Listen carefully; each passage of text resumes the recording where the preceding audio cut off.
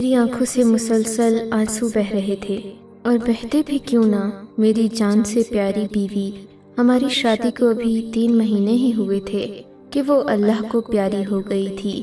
میں نے اماں سے بہت پوچھا تھا کہ میری بیوی کا خیال رکھ تو رہی ہیں۔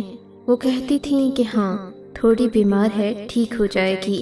لیکن پھر ایک دن اچانک خبر ملی کہ میری بیوی وبا کی لپیٹ میں آ کر اس دنیا سے چل بسی ہے۔ میں جتنا رویا بتا نہیں سکتا۔ بیوی کی موت نے مجھے آدھ مؤذہ کر دیا تھا، لگتا تھا کہ اس کے ساتھ میں بھی مر گیا ہوں۔ مجھے اس کی ایک ایک بات یاد آ رہی تھی۔ کچھ باتوں کی وجہ سے مجھے اس موت پر شک بھی ہو رہا تھا۔ میری بیوی کی صحت میں ایسی کوئی چیز نہ تھی جو اسے موت کی طرف لے کر جاتی، نہ ہی کوئی بیماری، نہ کمزوری۔ وہ ہٹی کٹی صحیح سلامت تھی۔ جب بھی مجھ سے بات کرتی ہنس رہی ہوتی ہوں۔ میں شکر گزار تھا کہ میری بیوی ایک امیر گھرانے سے تعلق رکھنے کے باوجود مجھ جیسے غریب آدمی کے ساتھ خوش ہے۔ اس نے کبھی یہ نہیں کہا کہ تم سے شادی کر کے میں پھنس گئی ہوں یا پھر میں عذاب میں ہوں۔ وہ ہمیشہ میری دلجوئی کرتی اور کہتی کہ ایک دن آپ بھی میرے بابا کی طرح امیر و کبیر ہو جائیں گے۔ آپ خود کو کسی سے کمتر نہ سمجھا کریں۔ میری بیوی کی باتوں سے مجھے ہمیشہ حوصلہ ملتا۔ میں یہی سوچتا کہ میری بیوی مجھ سے محبت کرتی ہے تو میں دنیا کا امیر ترین شخص ہوں۔ کچھ عرصہ کے لیے میں نوکری کرنے باہر گیا تو میرے گھر والوں کا رویہ بدلنے لگا۔ مجھ سے بات کرتے تو میری بیوی کی شکایتیں کرتے۔ پھر ایک دن پتہ چلا کہ میری بیوی کو وبا نے اپنی لپیٹ میں لے لیا ہے۔ میں نے اس سے بات کرنے کی کوشش بھی کی، مگر اماں نے کہا کہ ڈاکٹر نے اسے دوا دے کر آرام کرنے کا کہا ہے، اس لیے اس سے میری زیادہ بات نہیں ہو پاتی تھی۔ ایک دن وہ خبر ملی جس کا میں نے سوچا بھی نہیں تھا۔ میری بیوی اس دنیا سے جا چکی تھی۔ میرے لیے بدقسمتی یہ تھی کہ میرے آنے سے پہلے ہی میری بیوی کو میرے گھر والوں نے دفنا دیا تھا۔ اس کے مائکے والوں کو بھی پہنچنے نہیں دیا۔ بہانہ یہ بنایا کہ بیوی کی لاش کی وجہ سے وبا پھیل سکتی تھی، اس لیے اس کو جلد از جلد دفنا دیا۔ مجھے تو اندازہ نہیں تھا کہ اماں اتنی خود غرض نکلیں گی کہ خود بیماری سے بچنے کے لیے میری بیوی کو میرے دیدار سے پہلے ہی دفنا دیں گی۔ میں بہت رویا تھا۔ میں نے اپنی ماں سے پوچھا کہ مجھے میری بیوی کی قبر ہی بتا دیں، وہاں جا کر اپنے دل کا غم ہلکا کر لوں، 4 آنسو بہا لوں تاکہ مجھے سکون آ جائے۔ اماں نے مجھے وہاں جانے سے بھی منع کر دیا۔ میں اپنے رشتہ داروں سے پوچھتا پاچھتا قریبی قبرستان میں اس کی قبر پر پہنچا۔ میں دھاڑے مار مار کر رونے لگا۔ مجھے وہاں روتا دیکھ کر میرا ایک قریبی دوست بھی وہیں پر آ گیا۔ وہ بھی شاید ابھی آس پاس ہی موجود تھا اور جنازے کے بعد سے یہاں سے گیا نہیں تھا۔ میں نے دیکھا تھا اس کے چہرے پر عجیب سی الجھن تھی۔ مجھے دیکھ کر کہنے لگا، دوست، غم اس بات کا نہ کرو کہ تمہاری بیوی مر گئی، غم اس بات کا کرو کہ تمہارے آنے سے پہلے اسے دفنا دیا گیا۔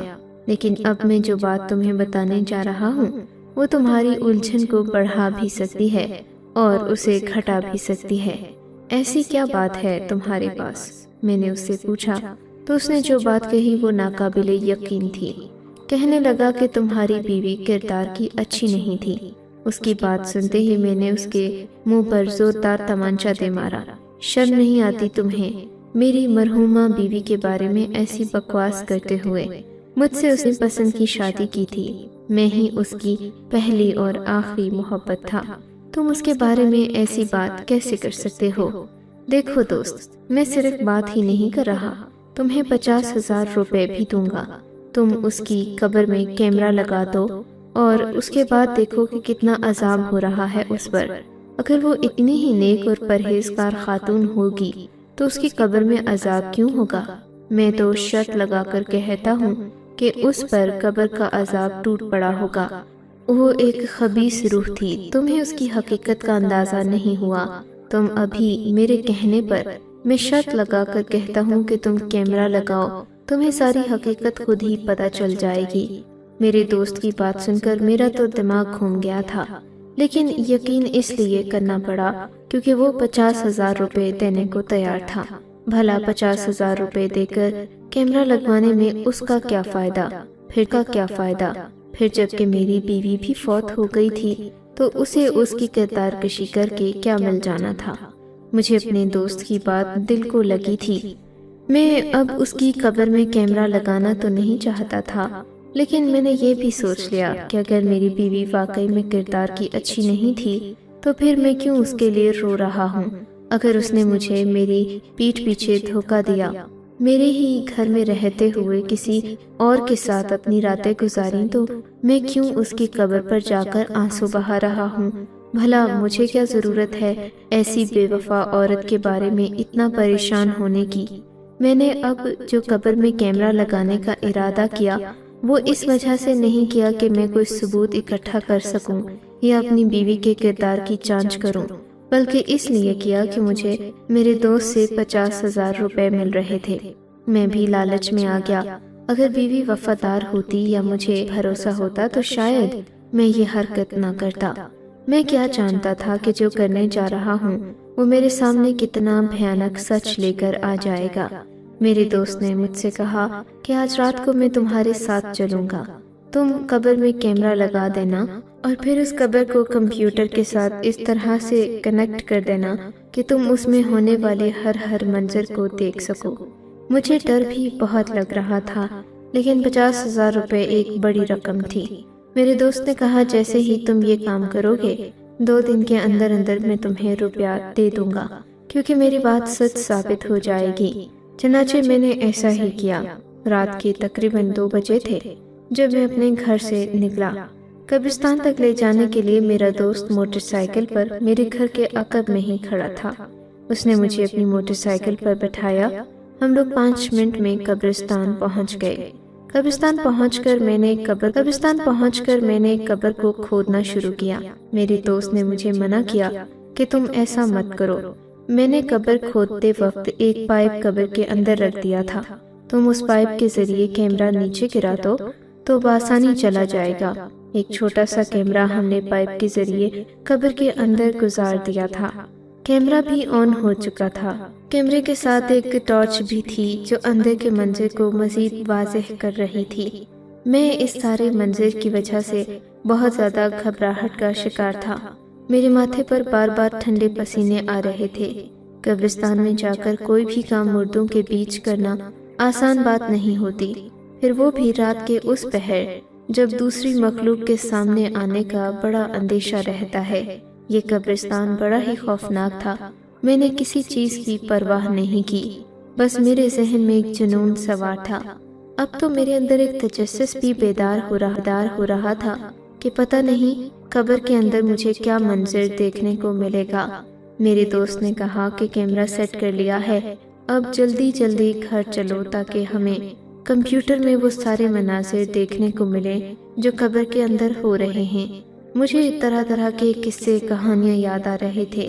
میرے دل میں عجیب سی گھبراہٹ اور بے چینی تھی کہ پتہ نہیں کمپیوٹر میں مجھے کیا دیکھنے کو ملے گا۔ جیسے ہی ہم نے کیمرے والا منظر کمپیوٹر میں آن کیا تو دونوں کی حیرت کے مارے چیخ ہی نکل گئی۔ میں نے دیکھا کہ قبر اندر سے بالکل خالی تھی۔ قبر میں کالا اندھیرا چھایا ہوا تھا۔ ہلکی مٹی گرنے کی آواز اور منظر واضح ہو رہا تھا۔ جہاں پر مردے کو لٹایا جاتا ہے وہ جگہ تو خالی تھی۔ یہ دیکھ کر میری آنکھیں پھٹی کی پھٹی رہ گئی۔ یہ کیسے ممکن ہے؟ میں نے تمہیں کہا تھا نا۔ ہاں مگر تم تو کہہ رہے تھے کہ میری بیوی کردار کی اچھی نہیں تھی۔ یہاں تو میری بیوی ہے ہی نہیں سرے سے۔ تم نے تو کچھ اور کہا تھا۔ ہاں میں نے کہا تھا اگر میں کچھ اور کہتا تو تم یقین نہ کرتے۔ تمہاری بیوی کے بارے میں بات کی تو تمہارے دل میں فوراً شک آ گیا۔ دراصل اصل بات کچھ اور ہے، لیکن میں ابھی کہوں گا تو تمہیں برا لگ جائے گا۔ چلو تمہیں یہ تو پتہ چل گیا نا کہ تمہاری بیوی کی قبر خالی ہے، اور یہ بھی کہ تمہاری بیوی اس قبر میں موجود نہیں ہے۔ میں ہکا بکا ہو کر اپنے دوست کی طرف دیکھنے لگا۔ ہاں یہ تو مجھے سمجھ آ گئی ہے، لیکن اگر میری بیوی اس قبر میں نہیں ہے تو پھر کہاں ہے؟ اس کی لاش کہاں گئی؟ یہی تو اصل معاملہ ہے۔ تمہیں یہ ڈھونڈنا چاہیے کہ تمہاری بیوی مرنے کے بعد کہاں گئی۔ تم تو ہاتھ پر ہاتھ دھرے بیٹھے ہوئے ہو۔ تمہارا رویہ تو ایسا ہے جیسے تم نے اپنی بیوی کو اپنی آنکھوں سے مرتے دیکھا ہو اور اب تم اس کی موت ٹپ ٹپ آنسو بہا رہے ہو۔ بے وقوف آدمی، تمہیں کم از کم تفتیش تو کر لینی چاہیے تھی کہ تمہاری بیوی موت کے منہ میں گئی کیسے، گئی بھی ہے یا اسے پہنچایا گیا ہے۔ تم ایسا نہیں کہہ سکتے۔ بھلا اسے کون قتل کرے گا، اور اس معصوم کے پیچھے کسی کی کیا دشمنی تھی؟ اپنے دوست سے بات چیت کرنے کے بعد میں گھر آ گیا۔ اماں نے میری حالت دیکھی تو اپنے منہ میں دوپٹہ رکھ کر چیختے چیختے رہ گئی۔ بیٹا، تم کہاں گئے تھے رات کے اس پہر؟ تم جانتے بھی ہو کہ تم کیا کر رہے ہو؟ بیوی کی موت نے تمہیں پاگل دیوانہ کر دیا ہے۔ ارے میرے بیٹے، میرے لال، تمہیں یہ سب کرنے کی ضرورت نہیں ہے۔ میں تمہاری شادی دگنی خوبصورت لڑکی سے کر دوں گی، اور 10 سال کے بعد تمہیں ایسی بات بتاؤں گی کہ تم سمجھ جاؤ گے کہ میں نے جو بھی کیا وہ بالکل صحیح کیا۔ میں نے کیا کیا؟ جو قدرت نے کیا تمہارے ساتھ، اس سے بہتر فیصلہ کوئی نہیں ہو سکتا بیٹا۔ کبھی بھی اپنی رب کی رضا میں ناخوش نہیں رہتے، ہمیشہ اللہ کا شکر ادا کرو۔ کیا پتا تمہاری بیوی کی موت میں ہی تمہارا سکون لکھا ہو۔ اماں، خدا کے لیے ایسی باتیں تو مت کرے۔ میری بیوی کی موت میں مجھے کیا سکون ملنا تھا؟ دیکھو بیٹا، میں کہنا تو نہیں چاہتی، لیکن تمہاری بیوی کے چلن کچھ اچھے نہیں تھے۔ مجھے تو ایسا لگتا ہے کہ تمہاری بیوی کا کسی کے ساتھ چکر تھا۔ اماں، خبردار جو آپ نے ایسی بات کی۔ اس بیچاری کی تو قبر ہی خالی ہے، اس قبر میں کچھ ہے ہی نہیں۔ ہائے اللہ، میں مر گئی۔ تمہیں کس نے کہہ دیا کہ تمہاری بیوی کی قبر خالی ہے؟ ہم نے خود اپنے ہاتھوں سے اسے اس قبر میں دفنایا ہے۔ کیا تم قبرستان گئے تھے بیٹا؟ اماں نے زور دے کر مجھ سے ایک ایک بات پوچھنا چاہی، لیکن میں نے اپنا سر نہیں اٹھایا۔ کہا کہ اماں، میں کچھ نہیں بتا سکتا گئی ہوں۔ اماں یہ کہتے کہتے سامنے بڑے تخت پر بیٹھ گئی۔ اس کی قبر خالی ہے نا؟ یعنی کہ اس کا کوئی عاشق اسے قبر سے نکال کر لے گیا ہے۔ ضرور ایسا ہی ہوا ہوگا بیٹا۔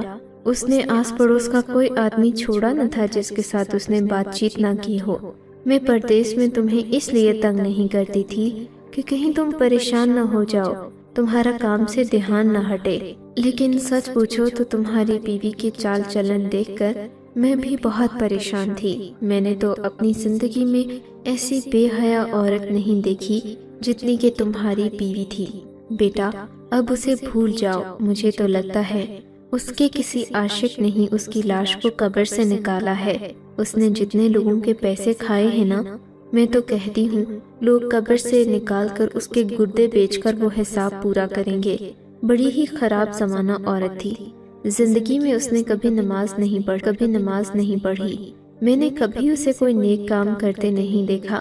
اماں، ایسے تو مت کہے۔ شادی کے شروع کے دنوں میں وہ 5 وقت کی نماز پڑھتی تھی، پھر میں پردیس چلا گیا، اس کے بعد بھی پڑھتی رہی ہوگی یقیناً۔ تمہیں اپنی ماں جھوٹی لگ رہی ہے۔ بیوی مر گئی، اب اس لیے اس سے ہمدردی ہو رہی ہے بیٹا۔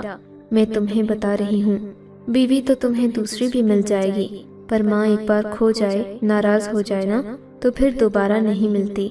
اماں کی باتیں بڑی ہی دل پر اثر کرنے والی تھیں، لیکن میں یہ سوچ رہا تھا کہ میری بیوی کی بدچلنی کے بارے میں میرے دوست کو کیسے پتا۔ اماں تو کہتی ہیں کہ اس نے بہت سارے لوگوں سے دوستی لگا رکھی تھی، کہیں میرا دوست بھی انہی لوگوں میں سے تو نہیں جو میری بیوی کے ساتھ چکر چلا رہے تھے۔ یہ سوچ کر ہی مجھے اپنے دوست سے نفرت ہونے لگی۔ میرا دل بڑا سخت اداس ہو گیا تھا۔ میں چاہتا تھا کہ بس اپنے کمرے میں ہی رہوں، کسی سے کوئی بات نہ کروں، نہ کوئی میرے قریب آئے، نہ میں کھانا کھا رہا تھا۔ اپنے کمرے میں بند ہو کر سوچ رہا تھا کہ جو کچھ بھی ہوا اس میں میری بیوی کا کیا قصور تھا، یا میرا کیا قصور تھا؟ کیا وہ واقعی میں بے وفا تھی؟ آخر کس کے ساتھ اس نے بات کی ہوگی؟ میرے سامنے تو وہ ہمیشہ محبت جتایا کرتی تھی، کہتی تھی کہ تم دنیا کے سب سے بہترین شوہر ہو، لیکن اب میری پیٹھ پیچھے اس نے یہ سب کیا۔ یہ تو مجھے اب پتہ چل رہا تھا۔ یا اللہ، میں کہاں پھنس گیا ہوں؟ کتنی بڑی بے چینی دیتی ہے مجھے اس عورت نے مرنے کے بعد بھی۔ میرا دل خون کے آنسو رونے لگا۔ میں اپنے کمرے میں خاموش بیٹھا تھا۔ گرمی کے دن تھے، پھر بھی میں نے پنکھا نہیں لگایا ہوا تھا، کیونکہ مجھے کسی چیز کا ہوش نہیں تھا۔ تبھی کانوں میں اچانک آہستہ آہستہ سرگوشی کی آوازیں آنے لگیں۔ میں نے غور کیا تو مجھے معلوم ہوا کہ کوئی عورت گھٹی گھٹی آواز میں رو رہی تھی۔ میرے کان کھڑے ہو گئے۔ یہ آواز بالکل جیسے میری بیوی کی آواز تھی۔ مجھے لگا کہ میں وہم کر رہا ہوں۔ میں اٹھ کر باہر آیا تو وہ آواز مزید واضح طور پر میرے کانوں میں پڑنے لگی۔ مجھے سمجھ میں نہیں آ رہا تھا کہ یہ آواز کہاں سے آ رہی ہے۔ میں نے بہت کوشش کی سننے کی، مگر کہیں سے بھی کوئی اندازہ نہیں ہو سکا۔ تنگ آ کر میں نے اماں کے دروازے کو بجایا۔ مجھے اندازہ ہوا کہ یہ آواز اسی کمرے میں سے آ رہی تھی۔ میں نے دروازہ بجایا لیکن اماں نے دروازہ نہیں کھولا۔ تھوڑی ہی دیر کے بعد اماں نے دروازہ کھولا۔ ان کے چہرے پر گھبراہٹ واضح ہو رہی تھی۔ کیا بات ہے بیٹا؟ رات کے اس پہر کیوں دروازہ بجا رہے ہو؟ اماں، مجھے لگتا ہے کہ شمائلہ کے چیخنے کی آوازیں آ رہی تھیں۔ یہ بات سننا تھی کہ اماں نے اپنا سر پکڑ لیا۔ بیٹا، اب کیا اس کے غم میں ہم سب کو مارنے کا ارادہ ہے؟ میں تمہیں کتنی بار کہہ چکی ہوں کہ تمہاری بیوی مر گئی ہے۔ بیٹا، ایسے تو تم نفسیاتی مریض ہو جاؤ گے۔ کیوں اتنا سوچ رہے ہو اسے جس کو تمہاری پرواہ ہی نہیں تھی؟ اماں، وہ تو ٹھیک ہے، لیکن میں نے واضح طور پر اس کی سسکیوں کی آواز سنی ہے۔ ایسا کچھ نہیں ہے بیٹا، یہ تمہارا وہم ہے۔ خدا کے لیے جاؤ، مجھے بھی سونے دو اور خود بھی سو جاؤ۔ یہ کہہ کر میں اپنے کمرے کی طرف آ ہی رہا تھا کہ مجھے اماں کے کمرے سے اپنے بھائی کی آواز آئی۔ اگر اماں سونے جا رہی ہیں تو بھائی کا کمرے میں کیا کام؟ یہ خیال آتے ہی میں پیچھے پلٹا۔ تب تک اماں نے کمرے کا دروازہ بند کر دیا تھا۔ میں ادھر ہی کھڑا ہو گیا۔ نہ جانے کیوں میں آج ان دونوں کی باتیں سننا چاہ رہا تھا۔ مجھے تو تب اندازہ ہوا کہ اماں اور چھوٹا بھائی مل کر سرگوشی کی آواز میں کوئی باتیں کر رہے تھے۔ میں کوشش کی لیکن مجھے ایک بھی بات سمجھ میں نہیں آئی۔ پھر میں نے سوچا کہ سننے کے بجائے میں دیکھوں کہ دونوں کر کیا رہے ہیں۔ میں نے پچھلی کھڑکی کے شیشے سے جا کر اندر جھانکنا شروع کیا۔ میں نے دیکھا کہ میرا چھوٹا بھائی اماں کو 2-4 کاغذات اور فائلز دکھا رہا تھا۔ ان فائلز پر کیا لکھا تھا میں نہیں جانتا، لیکن دونوں ہی انہیں بڑے دھیان سے دیکھ رہے تھے۔ یہ دیکھ کر مجھے شک ہوا۔ میں نے فوراً ہی ان دونوں کے کمرے کا دروازہ بجانا شروع کیا۔ اماں دروازہ کھولنا تو نہیں چاہتی تھیں۔ میں نے باہر سے آواز دی، اماں، میں جان گیا ہوں کہ چھوٹا آپ کے کمرے میں ہے، دروازہ کھولیں، مجھے آپ دونوں سے ضروری بات کرنی ہے۔ اتنا کہہ کر میں نے دروازے پر زور سے لات ماری۔ اماں نے دروازہ کھولا اور غصے میں بولی، کیا ہو گیا ہے؟ تم اس کے غم میں پاگل تو نہیں ہو گئے کہیں؟ ہمارے دروازے پر آ کر کیوں لاتے مار رہے ہو؟ اماں، یہ آپ کے کمرے میں کیا کر رہا ہے؟ آپ تو کہہ رہی تھیں کہ میں سونے جا رہی ہوں۔ ہاں تو کیا ہوا، میرا بیٹا ہے، میں جو چاہوں اس سے بات چیت کروں، اپنے کمرے میں سلا دوں، تمہیں کیا تکلیف ہے؟ آؤ تم بھی سو جاؤ۔ نہیں، میں یہاں نہیں سونا چاہتا۔ مسئلہ یہ ہے کہ آپ لوگ مجھ سے کوئی بات چھپا رہے ہیں۔ بہتر ہوگا کہ مجھے سچ سچ بتا دیں، ورنہ سچ اگلوانے کے طریقے مجھ میں بہت ہیں۔ ہاں، تم تو بڑے ایس پی لگے ہو نا تھانے میں، اگلوا لو اگر کوئی بات تمہیں شک ہے ہم پر تو۔ ارے تمہاری بیوی کیا مر گئی؟ تم تو اب ہمیں بھی مارنے پر تل گئے۔ اماں کی باتیں سن کر میں چپ تو ہو گیا تھا، لیکن میں نے سوچ لیا تھا کہ مجھے کیا کرنا ہے۔ میں نے فوراً ہی گھر میں کام کرنے والی نسرین کو صبح ہوتے ہی 3000 روپے ہاتھ میں رکھے اور کہا، اماں کے کمرے میں کچھ کاغذات ہیں، مجھے لا کر دے دو، میں تمہیں اور بھی پیسے دوں گا۔ نسرین نے دوسرا سوال ہی نہیں کیا۔ وہ تو گویا میری آفر کے انتظار میں بیٹھی تھی۔ اس نے وہ کاغذات لا کر دوپہر کے وقت میرے کمرے میں رکھ دیے۔ میں نے دیکھا میرے تو جیسے پاؤں تلے سے زمین کھسک گئی۔ ان کاغذات کو دیکھ کر مجھے آدھی سے زیادہ کہانی کا اندازہ ہو چکا تھا، لیکن مجھے اس بات پر ابھی تک یقین نہیں آ رہا تھا کہ میری ماں اس قدر گر کیسے سکتی ہے، میری ماں کی سوچ اس قدر گھٹیا کیسے ہو سکتی ہے، جبکہ وہ تو مجھ سے محبت کرتی تھیں۔ پھر انہیں چاہیے تھا کہ مجھ سے منسوب ہر چیز کا خیال رکھیں۔ میں نے دیکھا ان کاغذات پر لکھی ایک وصیت تھی جس کے مطابق میری بیوی ساری جائیداد میرے نام کر رہی تھی۔ میری بیوی جو اپنے ماں باپ کی اکلوتی اولاد تھی، وہ کافی ساری جائیداد کی مالک تھی جو وہ اب مجھے دینا چاہتی تھی۔ یہ دیکھ کر مجھے بڑا عجیب سا محسوس ہوا۔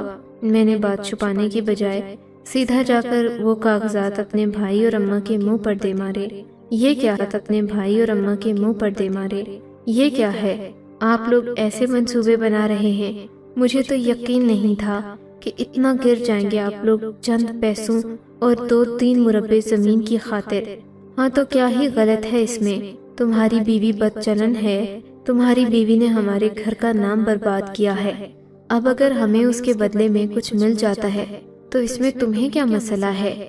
مسئلہ یہ ہے کہ اگر میری بیوی مجھے کچھ دینا بھی چاہے گی تو وہ قانوناً میرا ہوگا۔ آپ لوگوں نے میری بیوی کے نام کے جھوٹے انگوٹھے جو لگا رکھے ہیں نا، میں سب کھیل سمجھتا ہوں، جھوٹے نہیں ہیں، تیری بیوی ہی کے انگوٹھے کے نشان ہے یہ۔ میری بیوی کے انگوٹھے کے نشان آپ کے پاس کیسے آئے؟ کمرے میں باندھ رکھا ہے اسے ہم نے، ہم جو چاہیں کریں۔ اس نے ہمارے ساتھ جتنا برا کیا ہے اس کے بدلے میں تو یہ کچھ بھی نہیں۔ شکر کرو کہ اسے جان سے نہیں مارا۔ اماں کے منہ سے سچ کہہ کر مجھے ان سے سخت نفرت ہو گئی۔ اماں، آپ نے اتنا بڑا ناٹک کیا کہ میری بیوی مر گئی، اس کو دفنانے کا بھی ڈرامہ کر دیا، صرف اس لیے کہ آپ کو زمین کے کاغذات مل جائیں۔ ہاں، وہ تو میں لے کر ہی رہوں گی۔ اماں نے اس قدر ڈھٹائی سے کہا کہ میرا دل ان کی نفرت سے بھر گیا۔ میں ایسا کبھی نہیں ہونے دوں گا۔ میں نے اپنی ماں کی طرف دیکھ کر ان کاغذات کو پھاڑ دیا، پولیس کو اطلاع کر دی، اپنی بیوی کو اماں کے کمرے میں بنے تہہ خانے سے بازیاب کروا لیا۔ اس کے ماں باپ کے سامنے میں بہت شرمندہ تھا کہ میری ماں نے میری بیوی کے ساتھ اتنا برا سلوک کیا۔ میں اپنی بیوی کو لے کر الگ ہو گیا۔ وہ بھی مجھ سے ملی تو بہت روئی، کہنے لگی ان لوگوں نے مجھے حد سے بیجا میں رکھا، مجھ پر بہت ظلم کیے، کھانا بھی نہیں دیتے تھے، کہتے تھے کہ اپنے انگوٹھے کے نشان لگا دو بس، پھر ہم تمہیں یہاں سے نکال دیں گے۔ میں حیران تھا اماں کی بے وقوفی پر کہ اس طرح کسی کو زد و کوب کر کے بھلا اس سے جائیداد حاصل کی جا سکتی ہے۔ شاید اس کے بعد وہ اسے سچ مچ ماننے کا ارادہ رکھتے تھے۔ وہ تو اللہ کا شکر میرے دوست نے مجھے اشارہ دے دیا، بات کو اس طرح گھمایا کہ میں اپنے گھر والوں پر شک بھی نہ کروں اور سچ کی تہ تک بھی پہنچ جاؤں۔ سب لوگوں سے یہی گزارش کروں گا کہ اپنی بیوی اور بچوں کی حفاظت کریں۔ انسان کی بیوی بچے اس کا مستقبل